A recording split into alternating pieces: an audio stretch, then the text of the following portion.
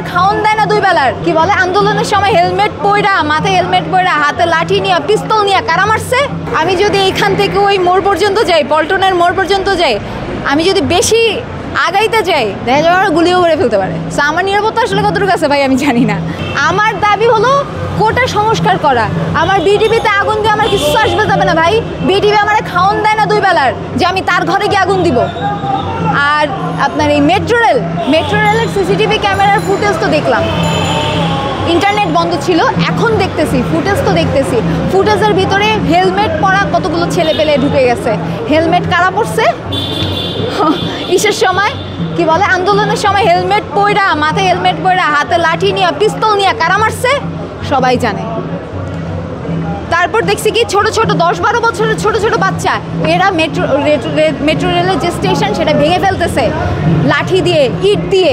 আমার কথা হলো এরা কোন ইউনিভার্সিটির স্টুডেন্ট ভাই? এরা কোথাকার স্টুডেন্ট? আর এরা মেট্রো রেল ভাঙে কি করবে?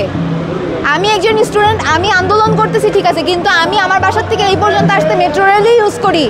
আমি আরও 10 জন মানুষের কথা চিন্তা করি। আমার যে আত্মীয় স্বজন আছে, আমার মা বাবা আছে, তারাও তো মেট্রো রেল ইউজ করে।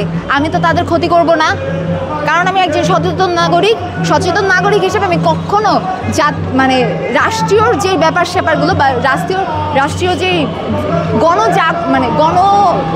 গণসম্পদ যেগুলো, এগুলোকে কিন্তু আমি নষ্ট করব না এবং করিও নাই। আপনি যদি খেয়াল করেন এই আন্দোলনটা শুরু হয়েছে কিন্তু জুলাইয়ের প্রথম থেকে, একদম 1 তারিখ থেকে শুরু হয়েছে। 1 তারিখ থেকে আপনার এই যে 17-18 তারিখ পর্যন্ত কোনো জ্বালাও পোড়াও ভাঙচুর ছিল না।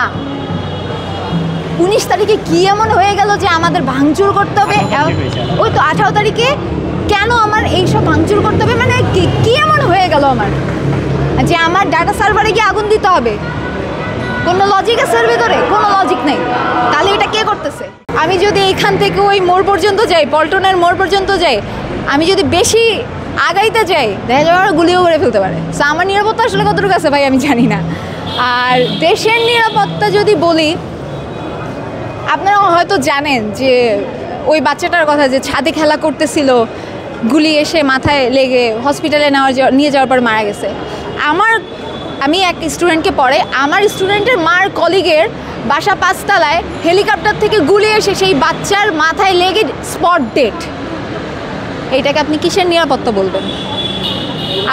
আমাদের যারা মেইন রোডের উপরে বাসা, যেই সব জায়গায় অনেক বেশি করে বোমা বলতে টিয়ার গ্যাস, বিভিন্ন আপনার সাউন্ড প্রুফ জিনিসগুলো ফুটছে, এই জিনিসগুলোর শব্দ যারা শুনছে, এতটুকু বাচ্চা, আমাদের ভবিষ্যৎ প্রজন্ম কি দেখছে?